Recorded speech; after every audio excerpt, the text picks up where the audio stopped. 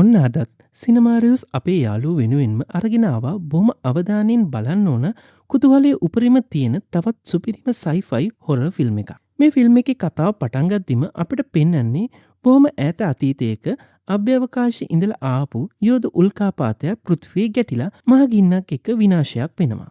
මෙන්න මේ දුමදාන උල්කාපාත ආවාටේ ඇතුළෙන් මහා අමුතු බිහිසුණු සතෙක් එළියට ඇවිත් කිට්ටුව තියෙන ගුහාවක් ඇතුළට රිංගනවා. ඔන්න ඊට පස්සේ අපට පෙන්වන්නේ ආදිකාලීන ගුහා මානවෙක් තමන්ගේ දරුවොත් එක්ක ගුහාවක් ඇතුළට වෙලා කෑම හද හද ඉන්නවා. ඒත් එකපාරටම මේ ගුහාව ඇතුළෙන් මහා අමුතු සද්දයක් ඇහෙනවා. මේ මිනිස්සයා ඒ සද්දේ මොකද්ද කියලා බලන්න යද්දි තමයි අර කියපු අමුතු සතා එකපාරටම පැනලා මේ මිනිස්සයව කෑලි කෑලි වලට ඉරලා දානවා. ඒක දැකලා බයටපත් වුණු එයාගේ ළමයි කෑ ගහගෙන එතනින් පැනලා දුවනවා. ඉතින් මේ අබිරහස් සත්වයා කවුද? ඌට මොකද්ද උනේ? අන්නේ ප්‍රශ්නත් එක්ක තමයි අද අපි කතාව පටන් ගන්න. බලන හැම කෙනෙක්ගේම හදගැස්ම පවා තප්පරෙන් තප්පරේ වැඩි කරන තරමට කුතුහලයේ උපරිම තියෙන 2020 අවුරුද්දේ අලුතෙන්ම ආපු මේ සුපිරිම ෆිල්ම් එකේ නම තමයි බෝන් කීපර්. ආරාධනා කරන ඔයාලා හැමෝටම මේ ෆිල්ම් එකේ සම්පූර්ණ කතාව අවසාන විනාඩිය වෙනකම්ම බලන්න එන්න කියලා. ඒ වගේම වීඩියෝ එකට යන්න කලින් පල්ලෙහායින් තියෙන බටන් එක ක්ලික් කරලා වීඩියෝ එකට ලයික් එකක් දාන්නත් අමතක කරන්න එපා. ඔන්න දැන් අපිට පෙන්වන්නේ වර්තමානය. ඔලිවියා කියන තරුණ ගැහැණු ළමයා එයාගේ සීයා ගැන කතා කරනවා. ඔලිවියාගේ සීයා කියන්නේ ජනමාධ්‍යවේදී. එයා 1976 දී මේ කියන අබිරහස් ගුහාවට ගිහින් තියෙන්නේ මේ සතා ගැන හොයන්න. හැබැයි එදායින් පස්සේ සීයව කවුරුත් දැකලා නැහැ. සතා සීයව මරලා දාලා. ඔලිවියා විශ්වාස කරනවා එයාගේ අම්මත් සීයා හොයාගත්ත දේවල් පස්සේ ගිහින් ඇත්ති කියලා. අන්න ඒ නිසා තමයි එයාගේ අම්මත් අතුරුදහන් වෙලා ඉන්නේ කියලා ඔලිවියා හිතනවා. දැන් ඔලිවියා ගාව තියෙන්නේ සීයාගේ පරණ ඩයරියක් විතරයි. මේකත් අරගෙන කොහොම හරි තමන්ගේ අතුරුදහන් වෙච්ච අම්මව හොයාගන්න යනවා කියලා ඔලිවියා තීරණය කරනවා. කතාවේ තවත් පැත්තකින් අපිට පෙන්නනවා ඔලිවියාගේ අම්මා අතුරුදහන් වෙලා කියලා දැනගත්තට පස්සේ සෑහෙන්න බය වෙලා ඉන්න වයසක මිනිස්සෙක්. මේ අතරතුරේදී ඔලිවියාගේ යාළුවෙක් වෙන ඇනබෙල් අනිත් යාළුවන්ටත් කෝල් කරලා හැමෝම එකතු වෙලා අර ගුහාවට ගිහින් ඔලිවියාගේ අම්මව හොයන්න සැලසුම් කරනවා. ඉතින් ඔන්න මේ කට්ටිය වාහනෙන් ගුහාව තියෙන පැත්තට යද්දී මගදී මුණ ගැහෙනවා බිච් හයිකර් කියන නමින් ප්‍රසිද්ධ වෙච්ච කන්ටෙන්ට් ක්‍රියේටර් කෙනෙක්. එයාගේ ඇත්ත නම තමයි ඇෂ්ලි වින්ටර්. මේ කට්ටිය හිටපු නික් සහ ඊතන් කියන කොල්ලෝ දෙන්න නම් ඇෂ්ලිව වාහනේට නග ගන්න කැමති වුණත් කෙල්ලෝ ටික නම් ඒකට කැමති වෙන්නේ නෑ. කොහොම හරි මෙයාලා මේක ගැන තර්ක කළා අන්තිමට කට්ටියම තීරණය කරනවා මෙයාලා වාහනේ නවත්තලා ඇෂ්ලිට නගින්න දෙනවා. ඔලිවියාගේ අම්මව හොයන්න යනවා කියලා කට්ටිය ඇෂ්ලිට විස්තරේ කියනවා. මේක ඇහුවාම ඇෂ්ලිට සෑහෙන උනන්දුවක් එනවා. එයා කියනවා මේක තමයි මගේ ෆලෝවර්ස්ලා බලන්න ආසම જાති කතාවක් කියලා. ඇෂ්ලි ඔලිවියාගෙන් අහනවා මේ ගමන රෙකෝඩ් කරට කමක් නැද්ද කියලා. ඔලිවියා ඒකට කැමති වෙනවා. මොකද ගොඩක් මිනිස්සු මේක දැක්කොත් අම්මව හොයාගන්න එක ලේසි වෙයි කියලා එයා හිතනවා. ඔන්න ඊට පස්සේ අපිට පෙන්වන්නේ මේ කට්ටිය ඇෂ්ලිත් එක්ක එයාලා නවතින ගෙදරකට යනවා. අම්මා ගැන බයෙන් ඉන්න ඔලිවියා එයාගේ පොඩි කාලේ අම්මා එයාට කියපු සින්දුවක් අහා ඉන්නවා. ඇනබෙල් ඇවිත් ඔලිවියාව සනසනවා. පස්සේ මේ කට්ටියම යනවා කිට්ටුව තියෙන පබ් එකකට. එතනදී ඊතන් වයසක ගෑනු කෙනෙක්ගෙන් අහනවා ප්‍රොෆෙසර් හැරිසන් ගැන. ඊතන් පැහැදිලි කරනවා තමන්ගේ යාළුවගේ අම්මා අතුරුදහන් වෙලා. මේ ගුහාව ගැන දන්න ප්‍රොෆෙසර් හැරිසන් ඒ ගැන මොනවා හරි දන්නව ඇති කියලා එයා හිතනවා කියලා. හැබැයි මෙතන හිටපු වෙන මිනිස්සෙක් හිතන්නේ ඊතන් මේ ප්‍රශ්නයක් දාගන්න හදනවා කියලා. එතන පොඩි රණ්ඩුවක් ඇති වෙන්න යද්දී අර වයසක ගැහණු කෙනා මැදිහත් වෙලා කියනවා මෙයාලා හොඳ අය ප්‍රශ්නයක් නෑ කියලා. පස්සේ ඊතන් අර මිනිස්සයාගෙන් ප්‍රොෆෙසර් හැරිසන් දන්නවද ඇහුවාම එයා දන්නවා කියනවා. මුලින්ම එයා විස්තර කියන්න අකමැති වුණත් ඇනබෙල් බොහොම සංසුන්ව ප්‍රශ්නේ පැහැදිලි කරාට පස්සේ ඒ මිනිස්සයා ප්‍රොෆෙසර් ඉන්න තැන මෙයාලට කියනවා. ඉතින් ඔන්න කට්ටියම යනවා ප්‍රොෆෙසර් හැරිසන්ගේ ගෙදරට. හැබැයි ප්‍රොෆෙසර් මුලින්ම මෙයාලව පන්න ගන්නයි හදන්නේ. මට ඔයාලත් එක්ක කතා කරන්න ඌමනාවක් නෑ කියලා එයා කියනවා. මෙන්න මේ වෙලාවෙදි තමයි ඔලිවියා ඉස්සරහට ඇවිල්ලා කියන්නේ මම ඩේවිඩ් විලර්ගේ මිනිපිරිය කියලා. මේ නම ඇහුණ ගමන් හැරිසන් මේ කට්ටියව ගේ ඇතුළට ගන්නවා. ප්‍රොෆෙසර් හැරිසන් කට්ටියටම දැඩිව අවවාද කරනවා ඔයාලා කවුරු වුණත් මොන හේතුවක් තිබුණත් ඒ ගුහාවට යන්න එපා කියලා. හැබැයි කට්ටිය අහන්නේ නෑ. ඔලිවියාගේ අම්මා ඒ ගුහාවට ගියා කියලා මෙයාලා කියනවා. හැරිසන් ගුහාව තියෙන තැන කියන්න අදිමදි කරනවා. මොකද තවත් ලේ එයාගේ අතේ ගා ගන්න එයා කැමති නෑ. කට්ටියම පොරොන්දු වෙනවා හැම විස්තරයක්ම ඇවිත් ප්‍රොෆෙසර්ට කියන්නම් කියලා. ඒත් හැරිසන් කියන්නේ ඔයාලගේ මලකඳන් විතරක් ඒ ගුහාව ඇතුලේ ඉතුරු වෙයි කියලා. මේ වෙලාවේදී ඔලිවියා අහනවා මගේ අම්මා ගුහාව ගැන අහන්න ඔයා ගාවට ආව නේද කියලා. හැරිසන් ඔව් කියනවා. කට්ටිය ගොඩක් පෙරත්ත කරාට පස්සේ හැරිසන් ගුහාව තියෙන තැන කියන්න කැමති වෙනවා. හැබැයි ඒක කියන්න කලින් මෙයාලට වීඩියෝ එකක් පෙන්නනවා. ඒ තමයි 1976 දී ඔලිවියාගේ සීයා ගුහාවට ගිය වෙලාවේ අර සතා එයාට පාර දෙන හැටි රෙකෝඩ් වෙච්ච වීඩියෝ එකක්. හැරිසන් කියනවා ඒක හරි භයානකයි කියලා. හැරිසන් විශ්වාස කරන්නේ මේ සතා වෙන ග්‍රහලෝකයකින් උල්කාපාතයක් කරා ආපු පිටසක්වලෙක් කියලා. හැබැයි මේ කට්ටිය ඒක විශ්වාස කරන්නේ නැහැ. හැරිසන් කියනවා එයා මේක දන්නේ එයා පොඩි කාලේ ගුහාව කිට්ටුව උල්කාපාතයක් හොයන්න ගිය වෙලාවේ මේ සතා එයාට පහර දීපු නිසා කියලා. කොහොම නමුත් අන්තිමේදී හැරිසන් මෙයාලට ගුහාව තියෙන තැන කියනවා. හැබැයි කොන්දේසි දෙකක් දානවා. එකක් තමයි කට්ටිය හැම වෙලාවෙම එකට ඉන්න ඕන. අනිත් එක තමයි ඕනකමින් අර සතාව හොයාගෙන යන එක නරකයි කියන එක. ඒ වගේම එයා කියනවා ඒ සතා ඉන්නවා කියලා මොකක් හරි පුංචි සාක්කියක් හරි අරන් ආවොත් සතාව හොයන්න ලොකු කණ්ඩායමක් යවන්න පුළුවන් කියලා. ඔන්න ඊළඟ දවසේ මේ කට්ටිය ඇෂ්ලිත් එක්ක ගුහාව තියෙන තැනට යනවා. මුලින්ම මෙයාලට හම්බ වෙන්නේ මීට අවුරුදු ලක්ෂ ගානකට කලින් උල්කාපාතයක් වැටිච්ච ආවාටයක්. ඊට පස්සේ මෙයාලා ගුහාව හොයාගෙන ඒක ඇතුළට යනවා. ටික දුරක් යද්දී මෙයාලට හම්බ වෙනවා ලේ වලින් පෙඟිච්ච ඔලිවියාගේ අම්මගේ ඇඳුමක්. ඒ වගේම ගුහාවේ බිත්ති පුරාම අමුතු සෙවල జాතියක් ගෑවිලා තියෙනවා මෙයාලා දකිනවා. නාඩියා ඒ සෙවල වලින් සාම්පලයක් ගන්නවා. එයාලා හිතන්නේ ඒකේ කාබනික සංයෝග තියෙනවා කියලා. රවි ඒක බලලා කියනවා මේ සතා කොහෙන් ආපු එකෙක්ද කියලා හරියටම දැනගන්නම් මේ සාම්පල් ලැබ් එකට අරන් ගිහලා ටෙස්ට් කරන්න වෙයි කියලා. රවි ඒක මයික්‍රොස්කෝප් එකකින් බලන අතරේ ඇෂ්ලි ෆෝන් එකකින් එයාගේ ෆෑන්ස්ලට ලයිව් එකක් දෙනවා. කට්ටිය ඉස්සරහට යන්න ලෑස්ති වෙද්දී ඇෂ්ලි තීරණය කරනවා තවත් ටිකක් වෙලා එතන ඉඳන් වීඩියෝ එකක් කරගන්න. කට්ටිය එයාව දාලා ඉස්සරහට යනවා. මෙන්න මේ වෙලාවේදී තමයි තනියට හිටපු ඇෂ්ලි ඉස්සරහට අර බිහිසුණු සතා ඇවිල්ලා එයාව මරලා දාන්නේ. කට්ටිය අතිම වුණු පළවෙනි ලොකුම වැරද්ද තමයි ඒක. ඉස්සරහට ගිය කට්ටිය නතර වෙලා කල්පනා කරනවා දැන් මොකද කරන්න කියලා. එයාලට පේනවා ගුහාව දෙපැත්තකට බෙදිලා යනවා.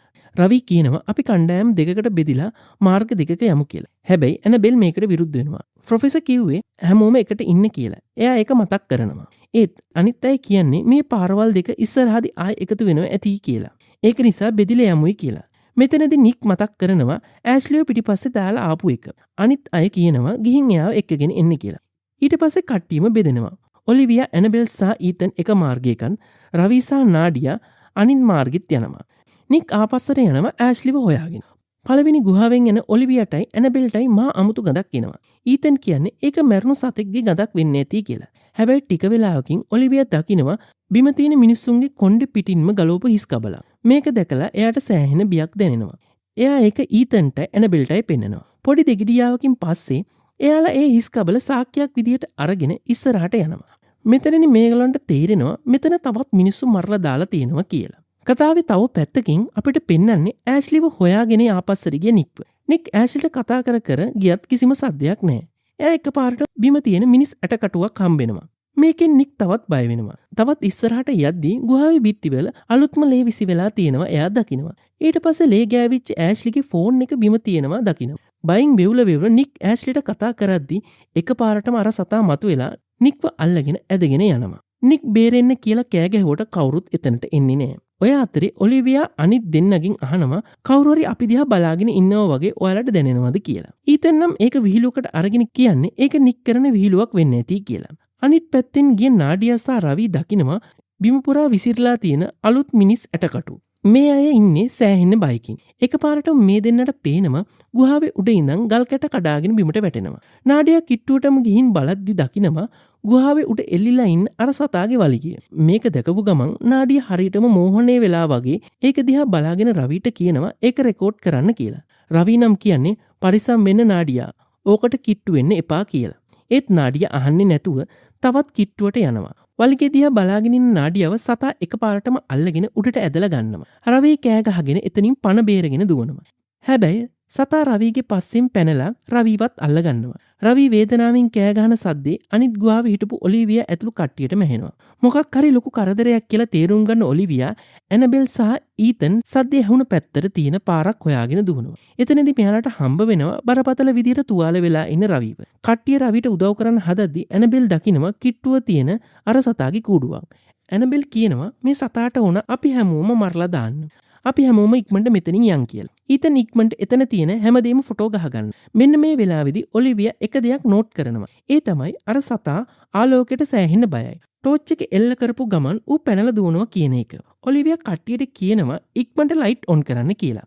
ලයිට් ඔන් කරගෙන ගුහාවේ එළියට යන්න පාරක් හොයනවා. හැබැයි මෙයාලට තේරෙනවා මෙයාලා අතරමං වෙලා කියලා.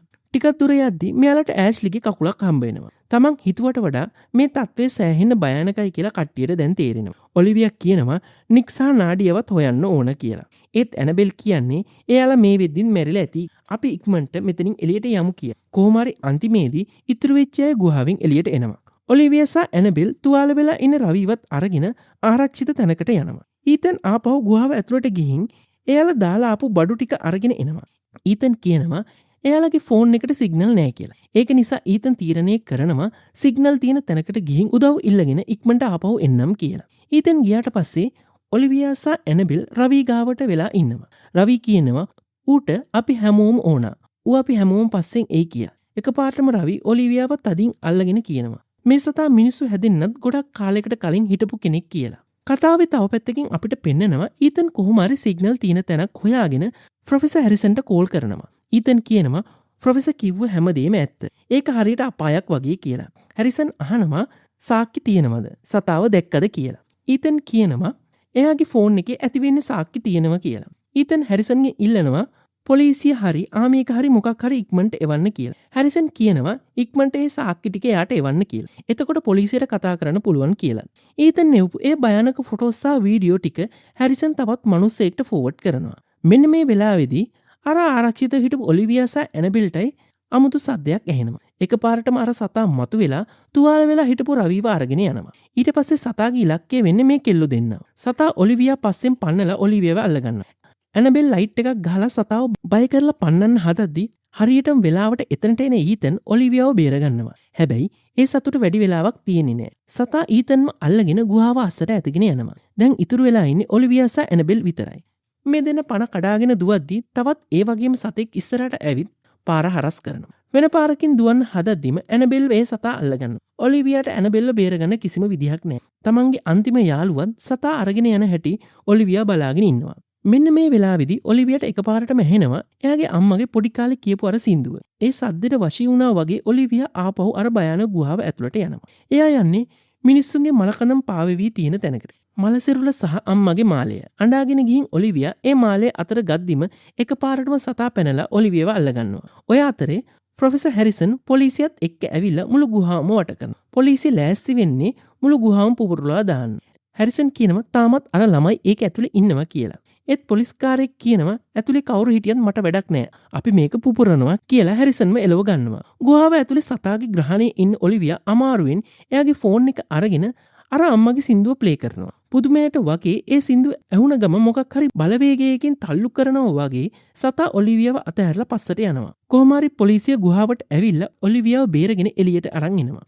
මහා පිපුරුමකින් මුළු ගුහාවම විනාශ කරලා දානවා. මෙන්න මේ ෆිල්ම් එකේ අවසානයේට අපිට පෙන්වන්නේ ඔලිවියා ඉස්පිරිතාලෙකින් ඇහැරෙනවා. දොස්තරලා කියනවා එයා මාස 6ක් කොහොම එකක හිටියේ කියලා. දැන් හොඳට සනීප වීගෙන එනවා කියලා. ඒ වගේම ඔයාගේ බබත් සනීපෙන් ඉන්නවා කියලා. මේක ඇහුවාම ඔලිවියා බය වෙලා කියනවා මොකක් හරි වැරදීමක්. මම ප්‍රෙග්නන්ට් වෙන්න විදියක් නැහැ කියලා. දොස්තර ස්කෑන් කරලා බලද්දි දකිනවා ඔලිවියාගේ බඩ ඇතුලේ ඉන්නේ අර භයානක සතෙක් කියලා. එකපාරටම ඒ සතා ඔලිවියාගේ බඩ පලාගෙන එළියට එනවා. එකපාරටම ඔලිවියා ගැස්සෙලා හැරෙනවා. ඔලිවියා ඒ දැක්කේ හීනයක්. එයා දැන් ඉන්නේ ප්‍රොෆෙසර් හැරිසන් එක්ක.